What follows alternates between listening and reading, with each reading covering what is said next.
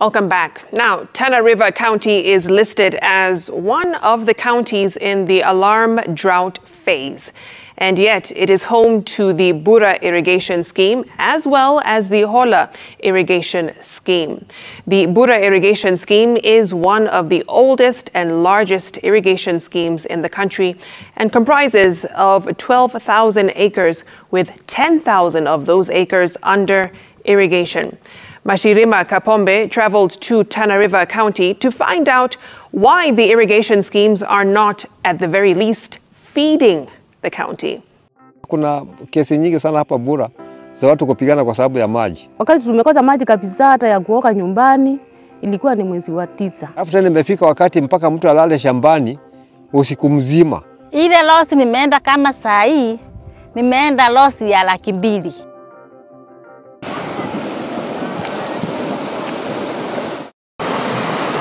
The sound of rushing waters under a bridge welcomes you into Bura town in Tana River County.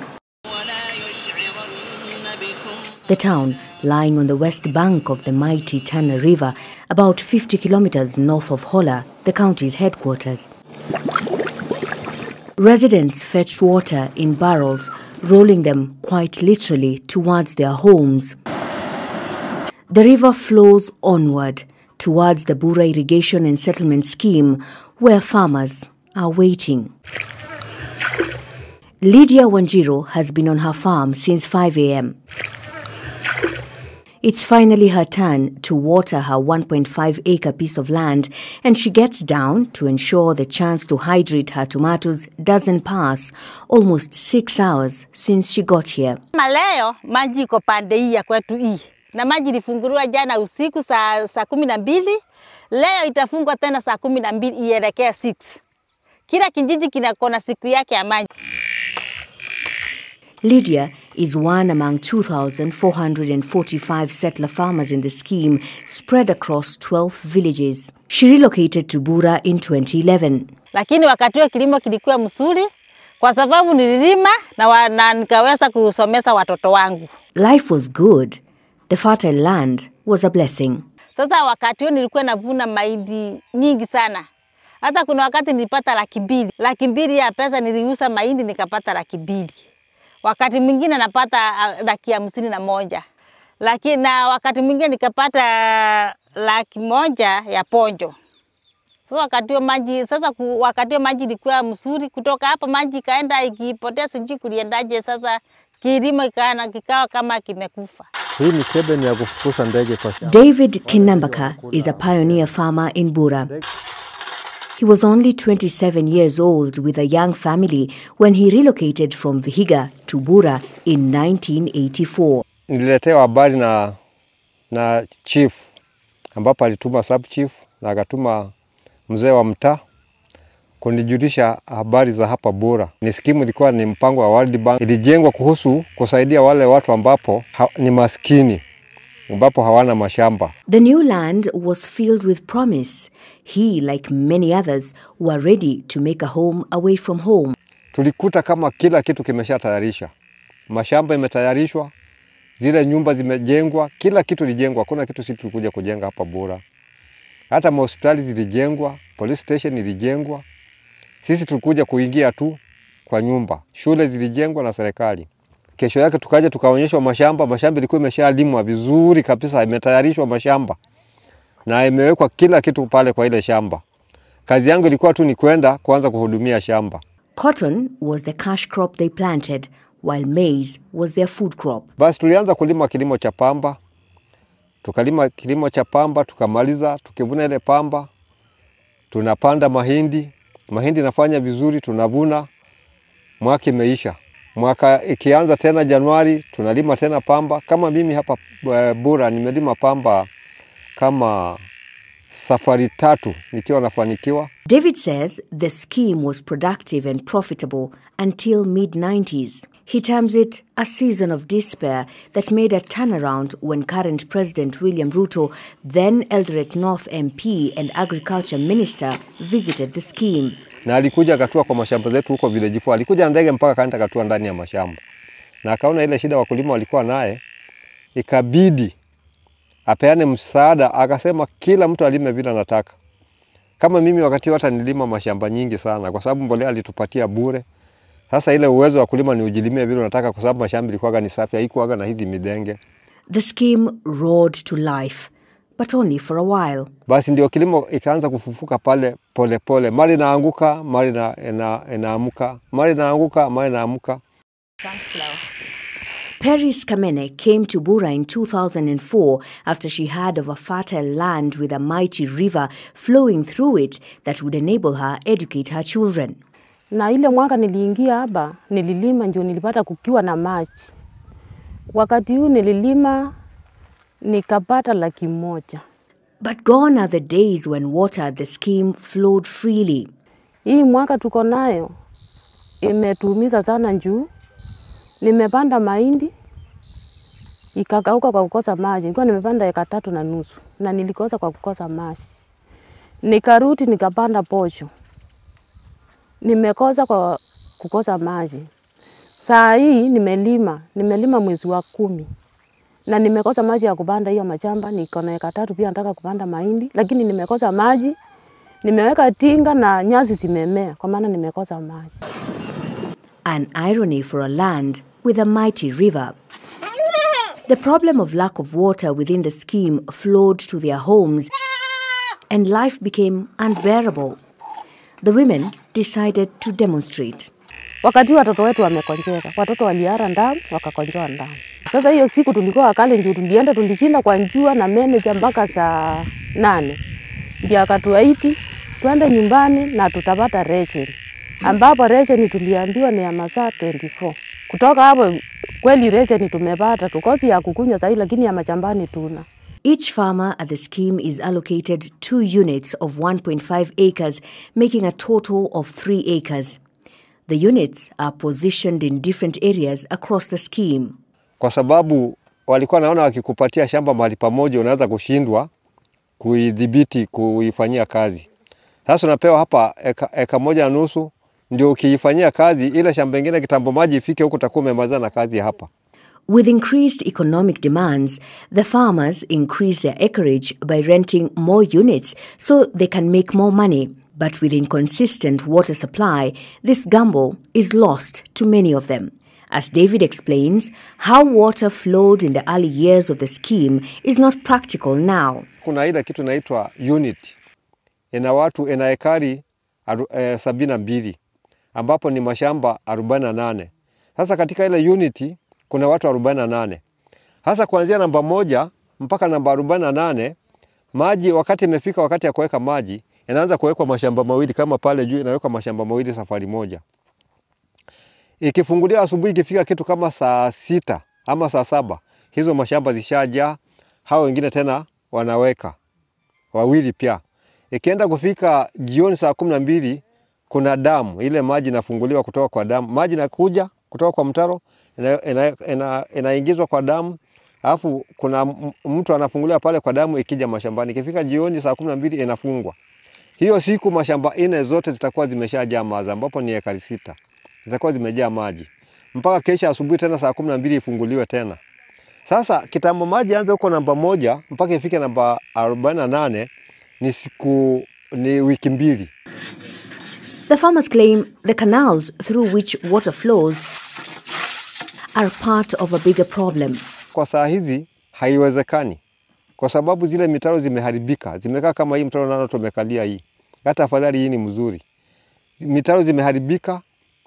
Matope imejaa ndani, nyazi zimejaa ndani. Sasa ile maji nakuja ni kidogo ambapo haiwezi kutosheleza mkulima.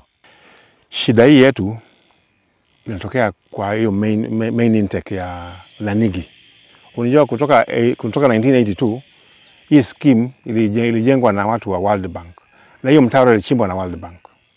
Na kutoka ilipochimbwa haijafanywa proper renovation. Ni vile tu ilikuwa imechimbwa ni hivyo tu. Na kumekuwa na hizo miba zinamea ndani. Na hizo miba zikimea zinaweka cracks chini ya ardhi. So maji ikiwa mingi ina penetrate through those cracks inamwagika uko nje. Hiyo mtaro ningeomba serikali ikorogee hiyo mtaro. Ndio isiwe inaharibiwa na ng'ombe kwa sababu huku ni mahali ya wachungaji. Hao wachungaji wakienda kupatia ng'ombe sawa, maji zinaingia kwa mtaro. Unaona mtaro inaenda na kuzibika. Saa nyingine mtaro inakata mahali ng'ombe zinapitia kwenda ukunywa maji. Sasa serikali ikikorogea hii mtaro kabisa iwe mpaka juu, hiyo naona ni afadhali, maji haitakuwa ikikosa kufika hapa kwetu. The management of the scheme rations water for the farmers, but says it has nothing to do with the maintenance of canals. There is a time that water was rationed, especially around the months of September, October. And this was a phenomenon that was happening across the country. Of course, we all know that there was drought within the country. And when there is drought in terms of affecting water distribution, the river levels were very low. In terms of technical perspective, when the river levels are low, you'll be pumping a mixture of water and silt. Tana River has a lot of silt. So you are not able to get the right quantity of water that you require. The operation and maintenance manual considers the cost factor and the efficiency of operation of the system. If you would want to do the main canal, for example, every year or every season, are you able to manage that cost? Because to do the main canal, for example, you need like 120 million. Can the government afford 120 million every season? That one will be 240 million. Actually, need 360 million per year. What you saw in most of those canals is called madenge. Madenge that has not grown at the bottom of the canal does not affect the flow of water. The other thing that maybe you saw are what we call bulrushes, the weeds, water weeds. The water weeds, maybe you saw the ones on the main canal and the ones on the branch canals. All the branch canals were done last year before we started the production activity. Actually, early last year and early this year. And the next schedule for that is early next year. It happens once in a year. The farmers blame the management for the losses incurred for not ensuring water reaches them in good time. Mwaka huu ndio nimeenda loss ya hiyo 200,000 kwa sababu nikiingia sambani naanguka, na hiyo samba nimelipia maji 5,000, nimelipa tinga 5,000 na wafanyikazi sasa kufanya kazi kwa hiyo samba na hiyo na mbolea pia. Most of the farmers moved here filled with dreams and hope. They have given their lives, toil and youth to a land that will come them with abundant harvest. But with inconsistent water supply, some of their dreams have dried up. Instead of sheaves of grain, all they have left is a harvest of despair and loss.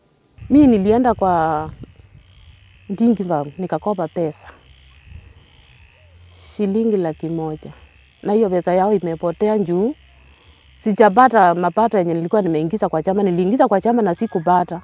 Nikaenda kwa kikundi kingine nikakopa 50,000, pia nikaingia kwa shamba imepotea, na hata sijui vile nitafanya hizo madeni za watu.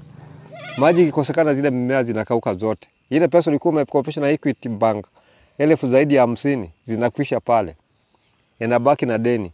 Ikifika msimu ule mwingine wanaanza kuchagua watu. Kama pengine mtu alikuwa amebahatika kama ndio mwanzo pande ile ameweka maji akabahatika kavuna na akalipa ile deni, huyo ndiye atafadhiliwa. Hao wengine watabaki hivyo vile bila kufadhiliwa, kwa sababu ukiwa na deni benki haiwezi kukopesha tena. Sasa tumeenda na mchujo kama hiyo ikafika mahali sasa hata wale walikuwa wanaingia kwa kilimo nao pia wamefika mahali wamebaki na deni. Hakuna mtu ambapo adaiwi hapa Bura. Wote wako kwa mkopo ya bank. Mahindi tulilima. PHILLIP OWITI is also a pioneer at the scheme.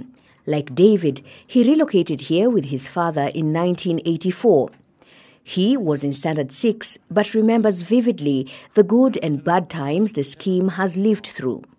He tells us why farmers stopped growing cotton, which was the main cash crop. Kwanza ilipofika mwaka wa 1994, maji kapotea kabisa. Mpaka hata ya kunywa hakuna.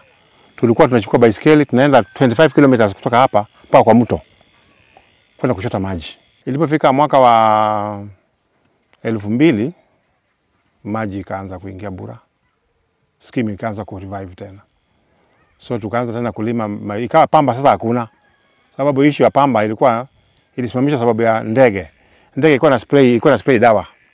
Ikawa hiyo dawa inamwagika kwa maji kama hii, watu wanakunywa, wanakufa. So serikali ikasimamisha mambo ya hiyo ndege. So pamba ikaisha. Switching to maize became a tall order because of the cost of production. The maize they grew was only for subsistence until introduce mambo ya Kenya seeds. Kenya seeds ilipokuja tukaona kwamba ni mwangaza na ni msaada. Kweli tulifaulu kwa hiyo Kenya seeds sababu tulikuwa tunalima, tunapeleka mahindi Kitale kama mbegu. Ukilima vizuri unapata kama 1.5 200,000. Lakini baadaye kukaja cartels. Hiyo mbegu ikienda Kitale, unaambiwa ulipe transport mpaka huko. Ikifika huko kuna watu wanasema vumbi inachungwa, kuna sijui ses, kuna nini. So mambo kama hayo ikafanya wakulima wakaanza kuachana. Sababu unakuja badala upate 180,000 unapata kama 70,000. Na unadaiwa shamba, tinga nini, ikawa tena ni hasara. Philip has learned from the ups and downs of the scheme and has changed tact. Mimi niko na miaka 51. He is among a few farmers who have tried a new cash crop at the scheme that does not require a lot of water. Hata sasa mimi nimelima last time, nimepata kilo 1,000 ya sunflower. Na nimeuzia mtu wa Nakuru. Amekuja kutoka Nakuru akanunua. Sababu niliamua kupanda sunflower, inachukua maji kidogo. Unaona? Nililima mchele msimu uliopita nikachomeka. Mchele nililima maji ikifika katikati inaisha. Katikati inaisha. So sehemu ya chini ilichomeka. Philip made 50,000 shillings from the harvest and maintains that the government through the National Irrigation Authority can save farmers. Hii sunflower unaweka maji inafika mwisho na inataka maji only 3 times. Unaweka maji only 3 times na unavuna hiyo sunflower. So nilianza kwa badala kukaa nikiongeza mchele nilime sunflower at least hivi nipate kitu. Sababu huwezi kaa bila pesa. Sasa sasa kuna crisis ya mafuta kutoka kwa Ukraine. Kama tunaweza pewa ile capability ya kulima hiyo sunflower, tunaweza kupunguza hiyo shida ya mafuta katika nchi ya Kenya. The scheme management concurs that growing rice during this period of water scarcity is a nightmare since the cost of operations is high. Water from the river is pumped using diesel. Currently, the scheme runs on diesel. And we use about 300,000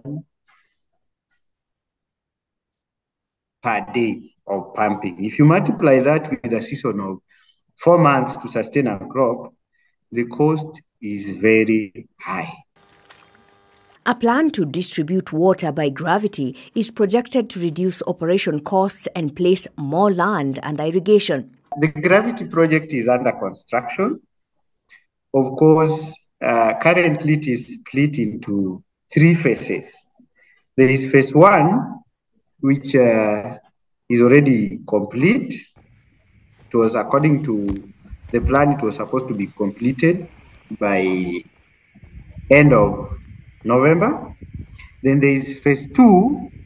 Phase 1 was just construction of the intake structures. And then phase 2 was supposed to do a new canal running from the current intake for gravity at Karakora to come and join the existing canal at the scheme. This phase 2 is under progress. It is planned to be completed by June next year.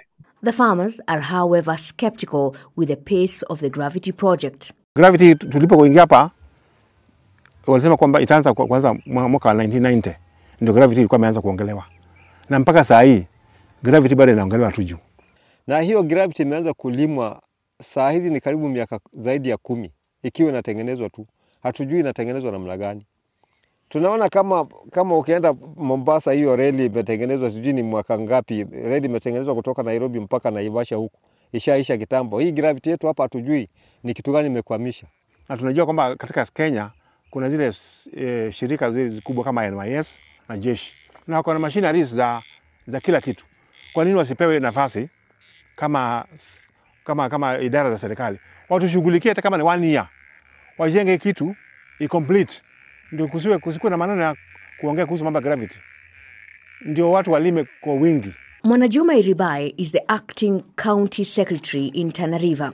She says, although the schemes have potential, the county's responsibility is limited. Ukiangalia katika hizi schemes kubwa ambao ni Hola na Bura na pia Tarda ziko na canals, ile miundo msingi ya kuhakikisha ya kwamba maji yako sawa, ile mitaro ya kupitisha maji kuhakikisha ya kwamba yale maeneo ambayo yanalimwa yanapata maji ya kutosha. Hivyo ni vitu ambavyo vilikuwa vimeshatengenezwa kutokea kitambo. Wale ambao wanashughulika na kuhakikisha ya kwamba hiyo mitaro ya maji ama hizo canals ziko sawa na zinashughulikiwa ni National Irrigation Authority ambao tuko nao, na hiyo ni kazi ambayo inafanyika si wakati maalum, lakini kila palipo na uhitaji wao ndio wanaziangalia na kuzihifadhi. NIA wako na mashamba, wamehakikisha ya kwamba hiyo miundo misingi iko tayari. Lakini sasa county government pamoja na wafadhili ambao wako katika maeneo haya, sisi jukumu letu ni kuhakikisha ama kuhamasisha ya kwamba ile miradi ya ukulima ambayo inafanyika katika either hizi scheme kubwa ama katika zile minor irrigation scheme. At Hola Irrigation Scheme, Nancy Miano is expecting a bumper harvest from her rented 10-acre rice field. She came to Tana River recently but opted for Hola rather than Bura Irrigation Scheme. Familia yangu ilikuja Bura. Saa hii msichana ako Bura. Ako kule village 6 analima huko. Mtoto wako analima? Ako na shamba? Yeye analima nini? Analima mchele. Oh. Sasa tofauti ya wewe hapa ya mchele na yake ni gani? Unajua ni mtoto ni kumlea unamlea. Sasa anachukua kashamba kadogo kashamba kadogo eka 2-3. 2,200 acres of land constitute a rice plantation at the Hola scheme. Another 1,100 acres have maize. Although the scheme is much smaller compared to Bura, water supply remains unreliable. Eka 10 nikipanda last year, nilipata 1 million. Na sasa unatarajia hiyo? Sahi, natarajia kama hiyo tu, Mungu akipenda. Lakini hapa inaweza kosa kufika sababu ya changamoto ya hiyo maji. Ile ilikuwa na shinda ya hiyo maji. Our positioning ya maji pale kwa pump intake iko strategically positioned that maji yetu iko wakati wote. Kwa hivyo hatujafikia mahali ya creation maji. Wakati huo kulikuwa na kiangazi, kila mtu anahitaji, na wakati tunaweka ile schedule, unaona wakati mwingine yule mtu mwenye anapokea akiwa labda wa mwisho anaona kama imechelewa, lakini si kukosekana kwa maji ya so tuna prioritize mkulima kuhakikisha hawezi poteza mmea wake, kwa sababu hili ndio njia tu ile sahihi yenye kuhakikishia mkulima atazalisha bila kupoteza mazao yake. But just like Bura, cost of operations is high since they too at Hola depend on diesel. Musimu tunahesabu musimu ikiwa ni kama miezi 3 na nusu, na kulingana na ile gharama ya maisha imepanda na swa ya gharama ya diseli. Tunaweza sema kwa mwezi tunatumia takribani milioni 6 kwa maji. Kwa hivyo kwa mwezi hiyo ni kama milioni 18 hivi. Kaunti ya Tana River inapata kama bilioni 7 hivi kwa mwaka, ule mgao ambao sisi kama kaunti huwa tunapata. Lakini ukiangalia katika ule mgao ile bajeti ambayo mahususan inaenda katika kilimo ni kama 3.4 ama 5 vile ya ile bajeti nzima. Bajeti kubwa zaidi huwa inaenda katika Wizara ya Afya. So utapata hata ule mgao ambao unawekezwa katika kilimo, ukweli ni kwamba hautoshelezi kukimu ile need ama yale mahitaji ambao wakulima wa Tana River wako nayo. Resilient farmers and residents hold that Tana River is a river of great promise if only efficiency flowed in the irrigation channels. This, they say, is the Nile Delta equivalent, but one operating way below its potential. If you compare with Egypt, Egypt has given priority to irrigation in the Nile Delta because it is their only livelihood. If the government can shift focus and give more funding to irrigation, maybe we will achieve that, but not in the immediate now. Lazima watu waelewe ya kwamba Tana River County ni kubwa sana. Na kama ingekuwa ukubwa wa county unachangia katika ule mgao ambao tunapata, then Tana River inatakana hata iongezewe ule mgao huko. Na ukubwa wa county hii ndio tunajivunia ya kwamba mto unapita katikati yetu ukienda baharini, lakini pia kuna maeneo mengine ambayo yako mbali na mto. As we left the Tana Delta, we could not help the epic clash of contrasts between this majestic flow and the river of irony that is the Tana River. Mashirima Kapombe, Citizen TV, Tana River County.